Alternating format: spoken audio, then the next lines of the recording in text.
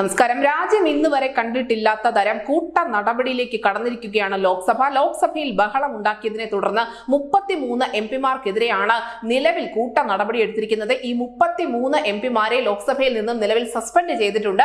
ഈ 33 പേരിൽ കേരളത്തിൽ നിന്നുള്ള കെ മുരളീധരൻ, ആന്റണി, കൊടിക്കുന്നിൽ സുരേഷ്, ഇ ടി മുഹമ്മദ് ബഷീർ, എൻ കെ പ്രേമചന്ദ്രൻ, രാജ്മോഹൻ ഉണ്ണിത്താൻ തുടങ്ങിയ എംപിമാരും ഉൾപ്പെടുന്നുണ്ട്. ഇത് മാത്രമല്ല കോൺഗ്രസിന്റെ കക്ഷി നേതാവായ അധിർ രഞ്ജൻ ചൗധരി ഉൾപ്പെടെയുള്ള എംപിമാരെയും പുറത്താക്കിയിട്ടുണ്ട്. അതിനോടൊപ്പം തന്നെ സ്പീക്കറുടെ ഡയസിലേക്ക് കയറാൻ ശ്രമിച്ച 3 എംപിമാർക്കെതിരെയുള്ള നടപടി അത് അവകാശ സമിതിക്ക് വിട്ടു നൽകിയിട്ടുമുണ്ട്.